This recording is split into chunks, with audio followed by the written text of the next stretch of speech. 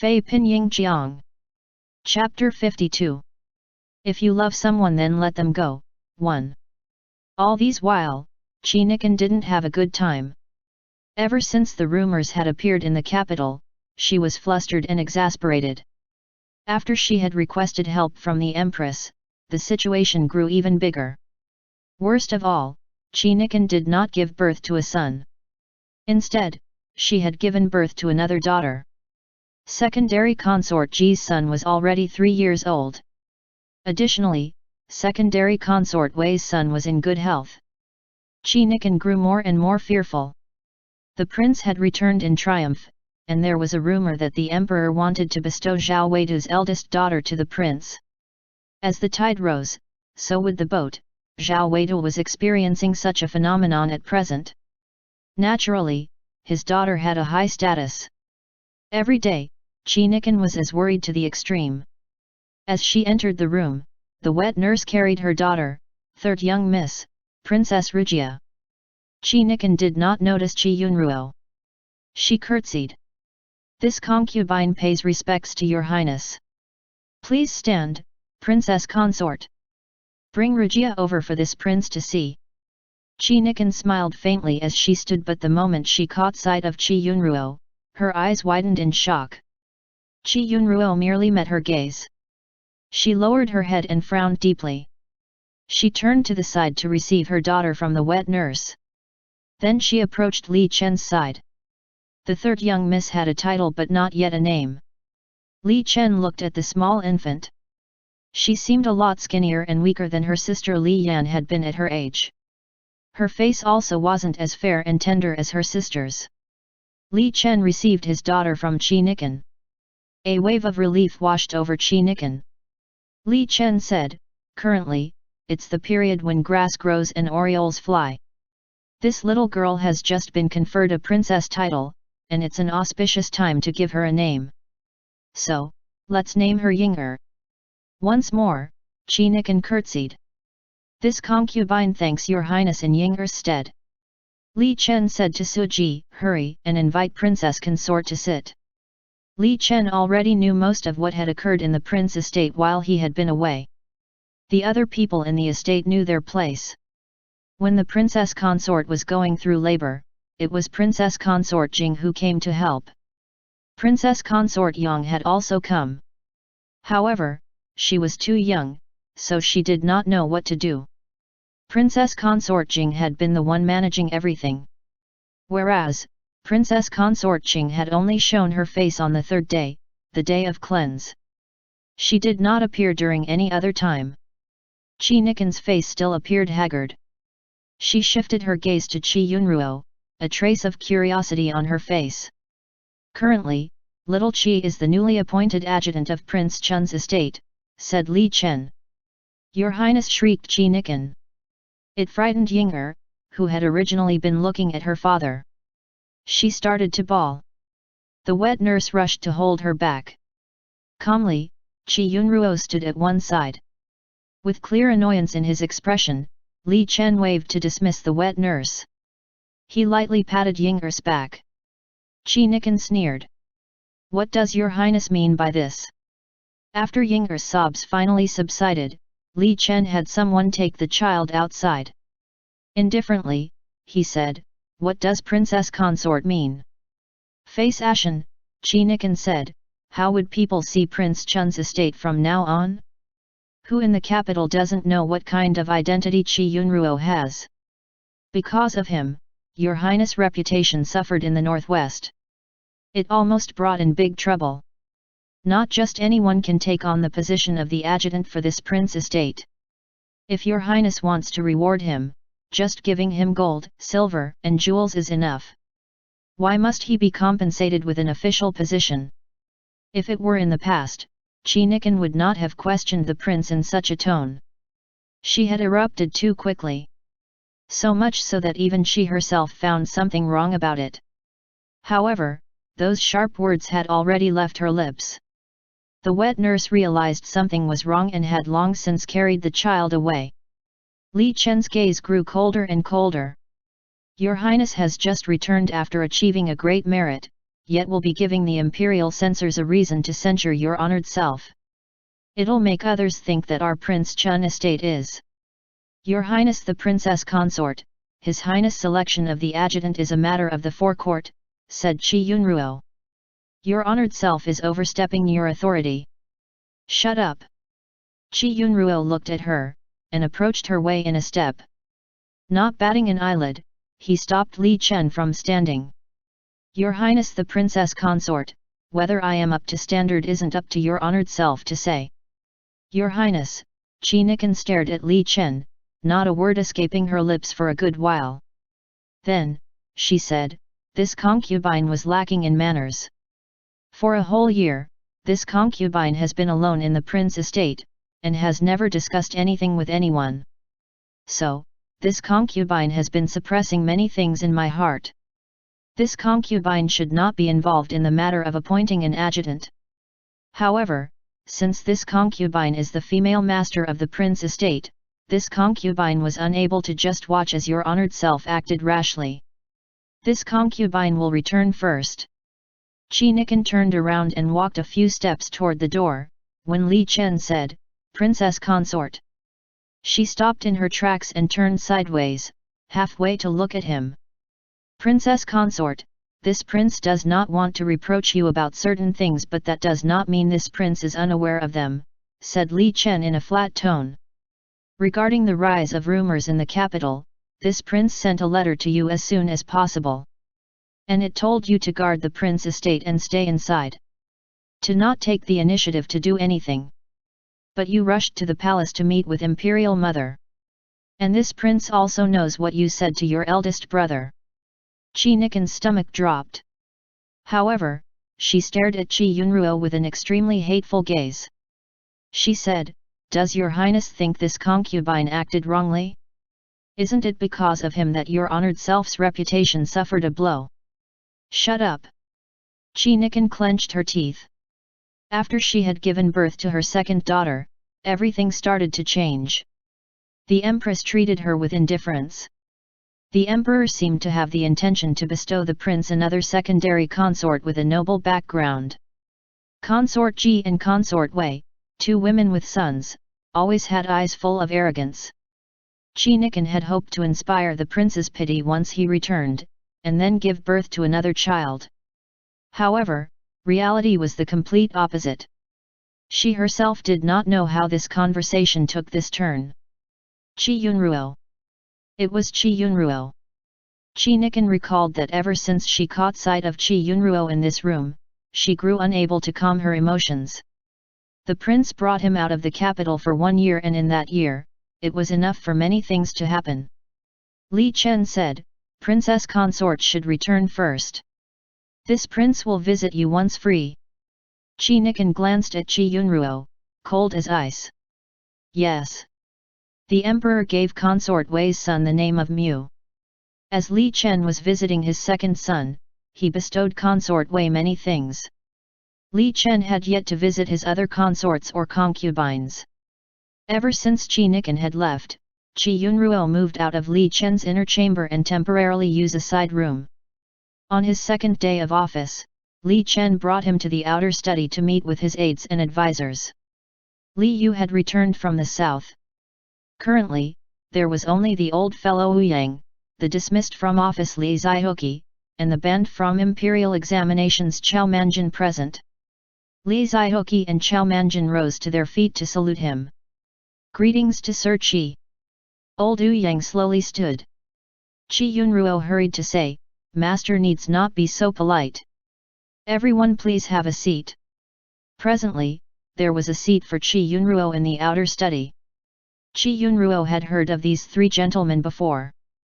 Chao Manjin, who had a bad reputation, was over 30 years old. He had small eyes and wasn't handsome. However, his voice was very pleasant to listen to. When reciting poems, his voice was clear and his words were well enunciated. Rumors had it that Li Zihoki was removed from office for presenting a petition to impeach influential officials.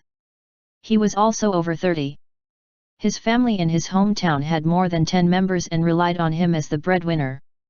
Li Chen paid these 3 gentlemen a yearly salary of 10 kilograms of silver each. Food and clothing were provided by the prince estate. It seemed Li Zihoqi's clothes weren't as fine as Chao Manjin's. Old Yu Yang had a head full of grey hair. He had a leisurely expression and wore long clothes made of rough cloth. A wooden hairpin kept his hair up. Among the 4 people, Qi Yunruo, who wore a neat set of official robes, was the most conspicuous one, whether it was by appearance or age. He gave off a very humble impression, not daring to show off the might of an official in front of these 3 older gentlemen. After Li Chen had finished relaying what had occurred in the northwest to those necessary, he didn't need to show up at the Ministry of Revenue for the time being. As such, he stayed at the outer study longer and went there more often. Gentlemen have now met little Qi. All of a sudden, Li Chen felt something was off. However, he could not figure out what it was. He only furrowed his brows for a moment, before saying, "From now on, little Qi will be the adjutant of our estate, and can represent this prince." Qi Yunruo cupped his hands and bowed. "If this subordinate does anything incorrect, may these gentlemen feel free to teach me." Old Yu Yang touched his beard and smiled. "Sir Xiao Qi is already so promising at a young age." Li Chen frowned. He finally realized what was causing him unease. Yet, he did not voice it. Chao Manjin rose to his feet and returned Qi Yunruo's greeting, saying, "Sir Qi is being too modest. From now on, may Sir take good care of us." Li Zihoqi also stood. He gave off a strong aura of a scholar. His manner of speaking also reflected that. Sir Qi is too polite. Qi Yunruo would not remain long in the study. He said to Li Chen, "Your Highness, today Suji and I will be managing the ledger of the estate. I will return first." Li Chen nodded. Qi Yunruo saluted to him, then nodded to the 3 gentlemen, before leaving. Every month, the account of the inner courtyard must be reported in the main ledger. The moment Qi Yunruo glanced at the complicated numbers of the main ledger, a headache came in. Feng Yuan grew many degrees more polite toward him, no longer as casual as before. Presently, Suji, Feng Yuan, and Qi Yunruo were in his side room, verifying the accounts one after the other. Then Suji handed a key to him. This, Qi Yunruo received the key, heart leaping. "This is the Princess Consort's copy," said Suji. Right before Li Chen had left the capital, he gave his copy to Qi Nikan, allowing her to attend her duties more easily, but once he had returned, he took back both copies of the key. Qi Yunruo drew his brows together as worry filled his expression. Smiling, Suji said, "In the future, once the Princess Consort's personal storehouse is repaired, we will arrange another storehouse for money for her. Afterward, all of her expenses would fall under the main ledger. She would no longer use the money from the treasury." Qi Yunruo nodded as he stored away the key with much care. "The dowry of Her Highness the Princess Consort will be managed by her people. Secondary Consort G's stores will also not be managed by us. However, Secondary Consort Wei's hamlet garners no profit and requires money from the estate to sustain itself. It's a unique case." Suji handed him some other papers. "This is the interest gained by our prince estate, the income from the fiefs, stores, and others. Sir, please take a look." Qi Yunruo received the ledger and read through it quickly. "This is income and expenditure of the prince estate for the past few months. Please find the time to look at it." "All right. These are the gift lists for the imperial clan of the recent new year." Qi Yunruo returned to his inner chamber, very much spent. Lying in bed, he did not want to get up. The main ledger of the estate was leaps and bounds more complicated than calculating the monthly salaries of the inner courtyard and allocating the new clothes and jewelry every season. Perhaps the income and expenditure of one thing in the forecourt was more than the expenses of the inner courtyard for 1 month. There were limits set on the inner courtyard. What Qi Yunruo needed to do was turn over old accounts and check them against the established amounts according to the rules. As he had read them, he recalled how he had calculated and managed the accounts of the inner courtyard in the past, using much energy to do so. But right now, he needed to quickly learn the background information of the civil and military officials in and out of the capital who Li Chen needed to pay mind to. The marriages and funerals of the nobility, the fluctuations in the positions of the officials and such. In Qi Yunruo's head were things like when the main consort of a marquis had died, or when the illegitimate daughter of a duke estate became his second main consort. And when the elder brother of this young miss from the illegitimate line became an official. Come night time, Qi Yunruo lay in bed alone, candle light flickering outside the curtains. He used his hands as a pillow, mind wandering the universe. Recently, he found it hard to sleep well. For 1 year, he had woken up together with the prince. The living conditions of the outside proved simple and crude, whereas those of the prince estate were exquisite and luxurious. However, the loneliness in his heart grew all the more intense. In the inner chamber of Ink Lotus Courtyard, which was not too far from Qi Yunruo's side room, Li Chen leaned against a chair in front of a desk reading a book. Before him was a sheet of paper. On it were numerous pairs of characters. Little Qi needed to leave the forecourt and work outside the estate. Li Chen recalled he did not have a courtesy name and was in possession of only a regular name. There was a saying that went, receiving a courtesy name was a rite of passage. His imperial father had bestowed him a courtesy name when he was 15 and established his own estate. Today, Little Qi had been in the outer study. After Li Chen had called him Little Qi, he felt something was off. He thought about it for a whole night, thought about it more than once, but couldn't choose a courtesy name for him in the end. He crossed each of the names he had written one by one, and in the end he was left with one. He read it silently several times. Yut Set. He circled it. The highest excellence was that of water, and as water did, it would gather in a pool. Previously, Little Qi's surname had been Shui. It wasn't only Qi Yunruo who found that their relationship grew constrained and more distant, even Li Chen felt that way as soon as they had returned to the estate. In the capital, rumors that he would take Zhao Weidu's daughter as a secondary consort floated about. In order to avoid this, he hoped that Zhao Weidu would marry off his daughter soon. Then there were others who did not want the relationship between Zhao Weidu and Li Chen to grow any closer. Little Qi. The cup of Li Chen's heart was filled to the brim with love for the youth. Their first meeting had left behind a deep impression for him. As they went through life and death together at the Northwest, 2 years' time was enough for Li Chen to fall deeply in love with him, for him to surpass the importance of anyone else. But the more Li Chen loved Little Qi, the more freedom he gave him. And the further he went. Li Chen found himself feeling strange, not knowing exactly what he was thinking of. End chapter. Fpyq Jiang. Chapter 53. If you love someone then let them go, 2. Li Zihoqi packed up his brushes and ink. As he was preparing to take a break, he suddenly heard a knock at the door. Someone said from outside, "Brother Li, are you sleeping?" "It's me." Li Zihoqi said, "Brother Chao, come in."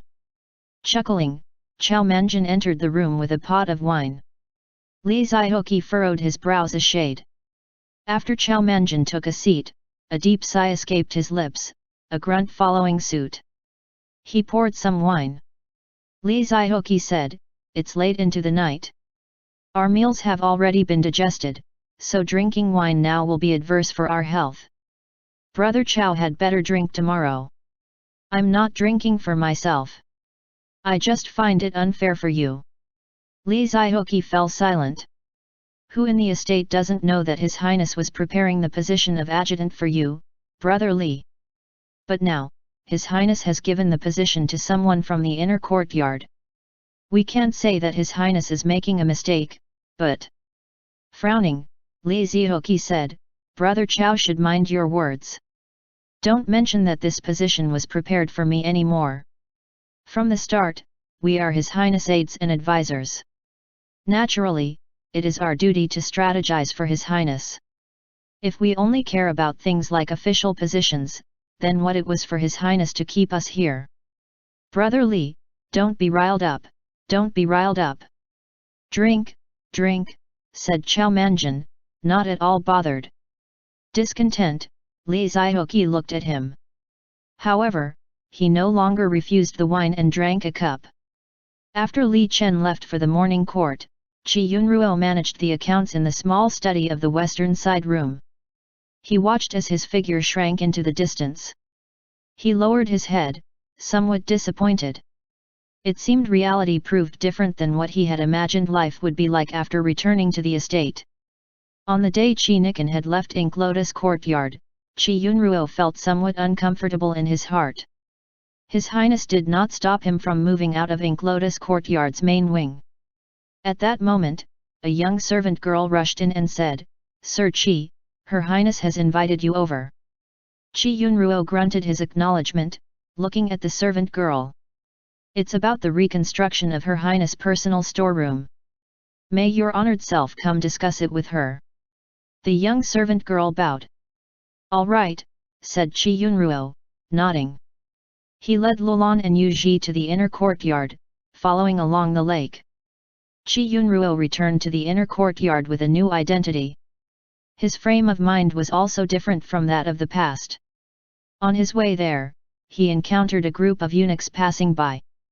The eunuch leading the group stopped in his tracks. He saluted and said, "Greetings to Sir Qi." Qi Yunruo looked at him and thought for a moment. "You are eunuch Qian?" "Yes, it is this slave." Once eunuch Qian had stood up straight, his face carrying a smile. "Word has it that Sir assumed office as the adjutant of the estate, so this slave immediately wanted to approach your honored self and kowtow. This slave will make things clear, this slave manages this place. In the future, your honored self will find it more convenient supervising this place." Still looking at him, Qi Yunruo said, "Eunuch Qian can discuss these matters once Lakeside View House has finished construction. Presently, things are complicated. Eunuch Qian should expend more effort." "This slave thanks sir." Eunuch Qian saluted once more, a smile on his face. Qi Yunruo made his way to the front of Winter Plum Courtyard. Granny Cheng had personally come to receive him. Also present was Granny Song, who said, "The rest of the concubines have already arrived." In a soft voice, Qi Yunruo replied, "Thank you Granny Song for telling me this." Then he frowned and stopped in his tracks. "Does Granny think it's suitable for me to enter?" Granny Cheng said with indifference, "There's nothing unsuitable about it. Sir hasn't done anything wrong, and your honored self did not take the initiative to come here." He nodded. He wore his official robe, an egret sewn on a background of red. The moment he had entered the main chamber, Qi Nikan took a light sip from her teacup. Qi Yunruo had only taken 2 steps past the doorway when he said, "Greetings to Princess Consort and the other concubines." Qi Nikan glanced at him. "Are there any regulations regarding the reconstruction of the personal storeroom?" "There are." 2 years ago, Qi Nikan had Qi Yunruo come meet the secondary consorts. Now, he was no longer that weak dowry escort. Rather, he had become a true official belonging to Prince Chun's estate.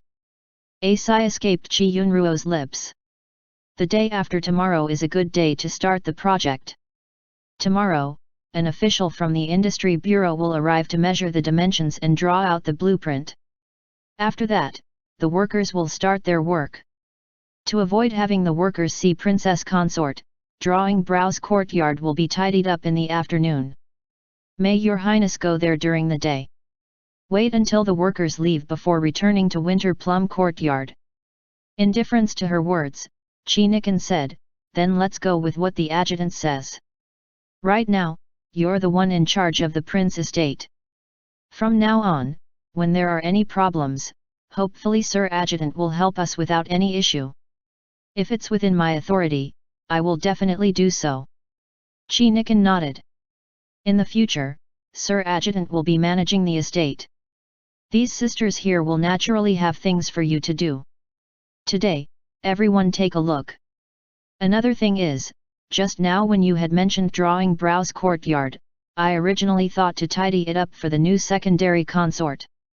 If the imperial edict comes now, it'll be inconvenient. Consort Ji's expression spoke of bewilderment and uncertainty. A new secondary consort? Has one already been agreed on? Consort Wei kept silent. Her gaze shifted between Qi Nikan and Qi Yunruo. Qi Nikan continued to say, Sir Adjutant, these matters originally should not be told to you. However, Sir Adjutant's status is special. There's no harm in you telling His Highness my original plans for drawing Brow's courtyard. His Highness is young and vigorous. It's the best time to have children. If there's only old people in the prince estate, it's fine to bring some exquisite and young women from the outside. We don't know what the new secondary consort's temperament would be like. If His Highness would like, this concubine can inquire about it secretly during social events. Consort Wei did not reveal even a trace of a smile on her face. Consort Ji's expression grew worse and worse. The others, including concubine Ying and tertiary consort Li, all lowered their heads in silence. Qi Yunruo's expression did not change.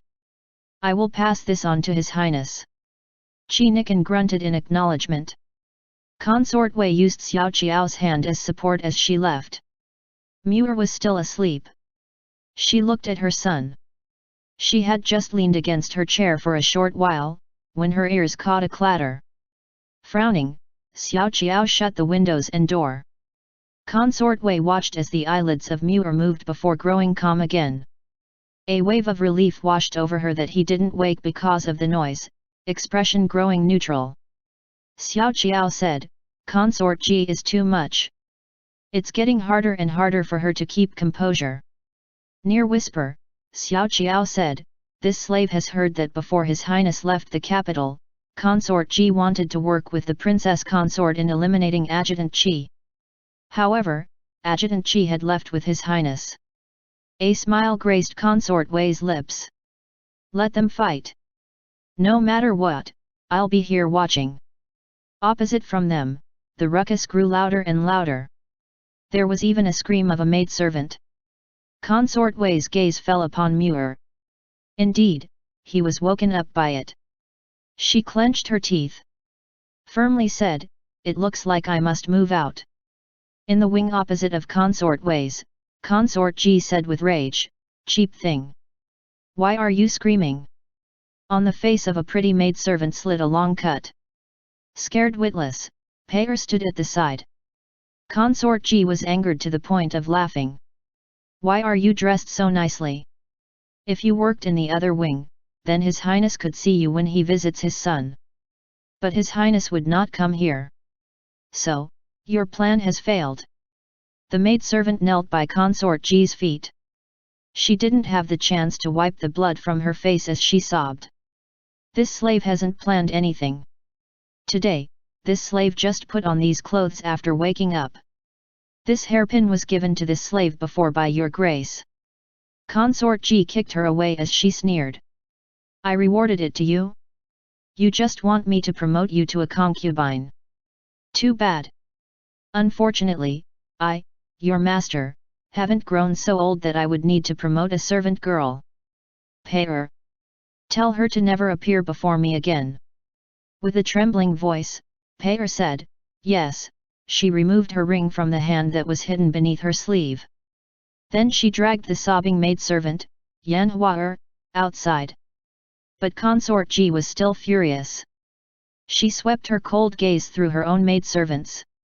The crowd of girls dared not make a sound. Consort Ji said, if any of you have delusions of being promoted to a concubine, leave now. Don't dirty my eyes. Apart from the women who had followed Prince Chun out of the imperial palace to his own estate, such as concubine Ying and the others, they were all maidservants. Consort Ji was the first woman that had a status in Prince Chun's estate.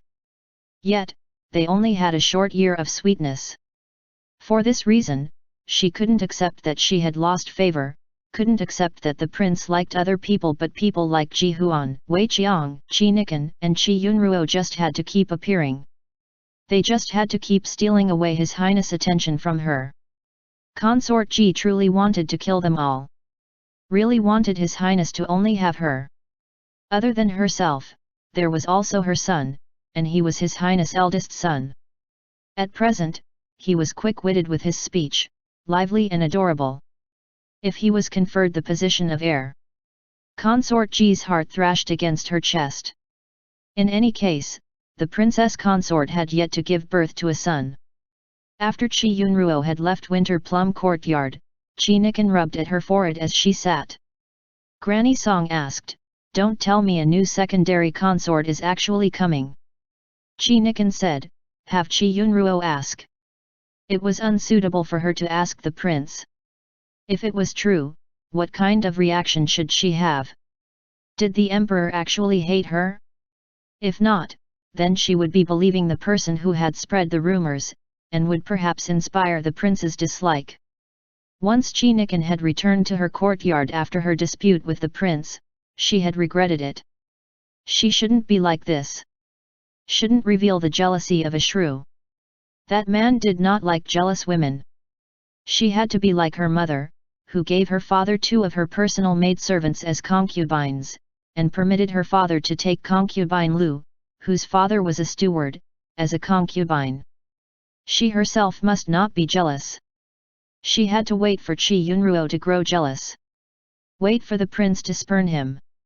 As long as the prince's attention returned to the inner courtyard, then she could get the prince to look at her again. She must have a son. At that moment, rain fell from the skies. Chi Yunruo set down his brush and opened the windows. The fresh and clean scent of spring vegetation mixed with the earth drifted over.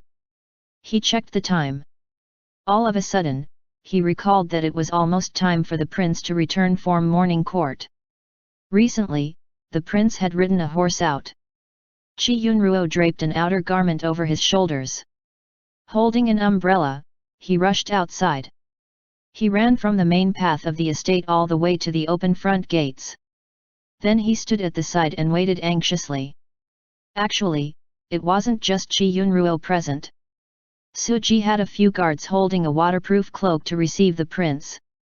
He had also prepared a horse-drawn carriage with clean clothes to pick up the prince, traveling on the same path the prince was traversing, so that the prince could choose whether to get on the carriage or ride his horse home. Just when Chi Yunruo was about to climb into the carriage to pick up Li Chen, he heard someone say, "His Highness has returned." When the rain had started to fall, Li Chen was already very close to the estate. As he was starting to get wet, Chi Yunruo rushed outside the main gates, lifting the umbrella high so that the prince could run under the cover. But before that could happen, Li Chen was now soaked. He said, "Go back." Chi Yunruo helped drape the waterproof cloak over Li Chen. He no longer had to stand on his toes and it was easier for him to tie ribbon by his collar. Li Chen recalled that last winter, little Chi was very short. Recalled the appearance of him trying his best to put on the fox cloak for Li Chen. Still holding the umbrella, Chi Yunruo allowed Li Chen to lead the way. The rain gradually grew softer. However, it still remained in a drizzle. It seemed it wouldn't stop for a while. Chi Yunruo walked with quick strides. Luxuan brought some lower-ranked maidservants over. They bowed. "Us maidservants have prepared ginger soup and hot water. May your highness wash up first and change into a fresh set of clothes." "May you sisters hurry," said Chi Yunruo. He helped Li Chen remove his wet clothes. Moved him into the hot water. Then Chi Yunruo hurried to bring over the ginger soup. Li Chen said, "No need to be so anxious. It's not a big deal. It suddenly grew colder today. When rain falls on one's body, it feels especially cold. If your honored self doesn't feel well today, then take a leave of absence tomorrow." Li Chen shook his head as he passed him the empty bowl to set down. "It's not as serious as you've said. I don't feel unwell at all." He rose to his feet, preparing to wipe his body dry. Chi Yunruo carried a set of clean clothes to him. He picked up a towel and helped dry Li Chen's hair. As he did, thoughts of Chi Nikan entered his mind, and he grew distracted for a moment. He watched as the prince finished putting on his inner garment, then picked up a new towel to once again help Li Chen dry his hair. However, Li Chen sensed his moment of stiffness. He recalled that just recently at the front doors of the estate, Qi Yunruo had waited anxiously as he lifted an umbrella. The wind had blown his hair into disarray. Li Chen had gazed at him from afar as he stood in the rain. For many days, Li Chen had felt anxious. He and Little Qi could only meet in the outer study. Little Qi did not deliberately avoid him. Perhaps they were both busy, but both parties did not purposely seek the other, did not purposely stay together. Which led to the current situation. Little Qi. Qi Yunruo's hand stilled. He hadn't stepped foot into this main chamber for many days. Li Chen said, "Go to the desk. There's a piece of paper wedged between the pages of the first book. Bring it over." "All right." Qi Yunruo set down the towel and brought the piece of paper over. Li Chen's hair was still wet, so he approached him with a comb and helped comb his hair. Then Qi Yunruo rubbed the towel at the ends of his hair, continuing to dry them. Li Chen unfolded the piece of paper and showed it to him. Once boys reach 15 years old, their elders or teachers would give them a courtesy name. Qi Yunruo's heart trembled as he saw the two characters Yutset. Li Chen said, "Men of noble character are as gentle as jade, their excellence reaching all. I shall give you these two characters." Staring blankly, Qi Yunruo received the slip of paper. Without realizing it, he lightly bit down on his teeth. He looked sideways at Li Chen. "Your honored self doesn't mean this." Speechless, Li Chen looked at him. "Your Highness, I do not need to be as gentle as jade. Chen gets its meaning from jade, whereas Tse is water, my surname." Li Chen reached out to touch his face. Qi Yunruo leaned into his touch, tilting his head. He recalled that when he had still lived in Winter Plum Courtyard, Qi Nikan's every word had targeted him. In the end, whether or not he took those words to heart, he really wanted to know the answer to his question now. Your Highness, are your emotions for me sincere?" "Your Highness," he took hold of the hand that was on his face. He pulled it down and pressed it against his heart. "Your Highness, if your honored self is unwilling to truly love me, I can leave immediately. If your honored self is willing, then I will never leave your side for the rest of my life. If you live, I live. If you die, I die." Little Qi. Li Chen let out a long sigh, focusing his gaze on him. "Little Qi, things aren't as simple as you've described them. But I believe it wouldn't be too difficult," Qi Yunruo said stubbornly. Li Chen stared at him and his gaze softened a shade. "Little Qi, are you aware that in the future, you will face many situations?" Qi Yunruo hesitated for a moment, before nodding. He had already sensed this 2 hours ago. Li Chen said, "I don't have an eldest legitimate son. This makes the problem even larger. I cannot dismiss all the concubines. The prince estate might even receive more people. Do you understand?" Once more Qi Yunruo did nod. However, Li Chen appeared to grow somewhat distressed. He said, "You will come to regret it." "I won't."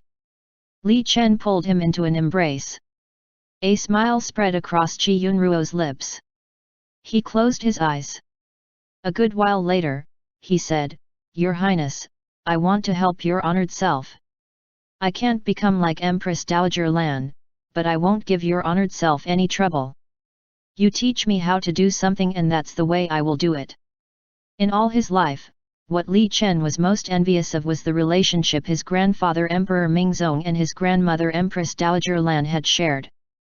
Because his grandfather had trusted her completely. During his short few years of reign, Emperor Mingzong never took on an imperial concubine. Someone had presented a petition that the then empress was not virtuous and his grandfather had said that having a kindred spirit of a wife was enough. He had even reprimanded that imperial censor. Furthermore, his grandmother lived up to his deep love, helping his grandfather keep the throne for his own descendants. Li Chen wanted the throne. However, he did not want to be lonely at the top. Little Qi was the only person that could give him comfort. A lover whom he did not have to conceal his heart from. Later on, he no longer wanted to consider Little Qi as a lover. Instead, he wanted to consider him as a life partner, but this road was too difficult for them. Why was it Little Qi? From their first meeting until now, he had thought of this over and over again. Such as, if the person who had arrived at that time had been someone else, whether they could have taken that spot, too. However, during the time he had most needed such a person, Little Qi appeared.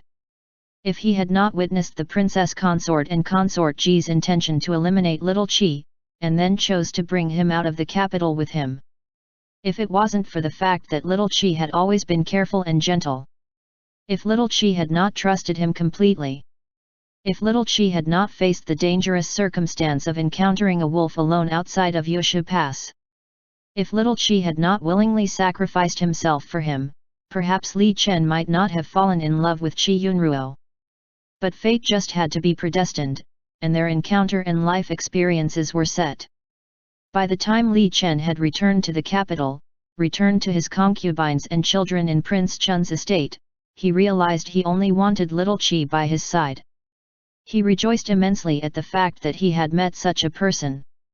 Yet, he also sighed due to their encounter. Little Qi had said he would not regret it. For this reason, Li Chen was also willing. For this no regrets, for this hard-won love, he felt satisfied walking on this challenging road. Li Chen did not fall ill, but during the night, Qi Yunruo caught a fever. He remembered that Little Qi had dressed lightly as he rushed out to him. Although he didn't get rained on too much, it wasn't as if he hadn't gotten wet at all. After 1 year, Little Qi's body grew much sturdier than it had been in the past. However, this time, he had fallen ill all of a sudden. Li Chen covered and wrapped him in quilts. In a low, muffled voice, Qi Yunruo said, "Your Highness, your honored self must attend court early the next morning. You should head for the side room and go to bed early." Touching his forehead, Li Chen said, "I actually forgot to tell you to drink a bowl of ginger soup, too." A smile graced Qi Yunruo's lips. "Although I feel a bit hot, other than that I feel fine. I should be all right by tomorrow. Your honored self should not worry. You ought to hurry to bed. Don't stay here and catch my sickness. I'll leave once you fall asleep."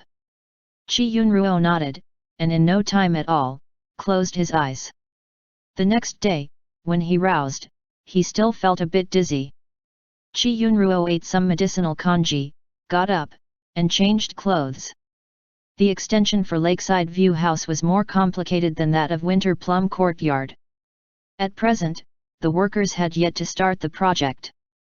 Qi Yunruo had made his way to the study to look over the accounts for a moment, when Suji knocked on the door before entering. "Her Highness the Princess Consort is preparing to move some precious items to Drawing Brow's courtyard today." Just as Qi Yunruo was about to say he wouldn't go over, his heart trembled out of the blue. He recalled the dowry list he had written with his own hands. Qi Nikan's dowry. Most of the items belonged to his mother. His emotions grew somewhat chaotic. He must take back his things. However, he could not directly ask for them back from Qi Nikan, as Qi Nikan would not believe those things belonged to him.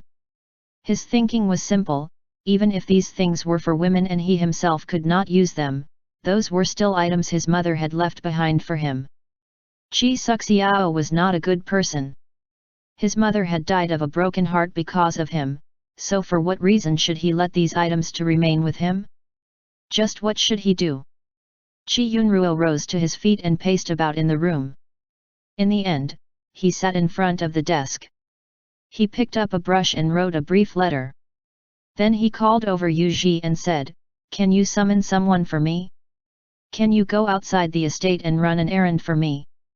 Yu Ji said, "Of course. But what does Sir want done?" Qi Yunruo handed him the letter. "Have someone quietly go to Xia house. Make sure no one sees them. Give this letter to Madame Rong Sunyang, and tell her that once she reads the letter, to give me a response." Yu Ji fell silent for a while, but without prying, he said, "This slave understands." Following that, Qi Yunruo sat down. He thought of Shui Yuan, thought of brother A Cheng. Then his expression darkened once more. If it was possible, he really hoped everyone could live well. However, things were contrary to what he had wished. Brother A Cheng helped Si to do disgraceful things. Let's not talk about the prince, even he detested it immensely. Big sister Yuan and brother A Cheng had 3 children. And they were still very young. Big sister Yuan was the only old friend he had in so many years, and the only person he had missed these many years. The person he had wanted to meet again for so long. Big sister Yuan must hate him now, right? Sita was detained in the prison of the Ministry of Justice. To this day, he had not been brought for interrogation. Actually, if it weren't for the fact that his case involved Li Chen, he would not have been imprisoned. Not a word had left Sita's lips on the way back to the capital.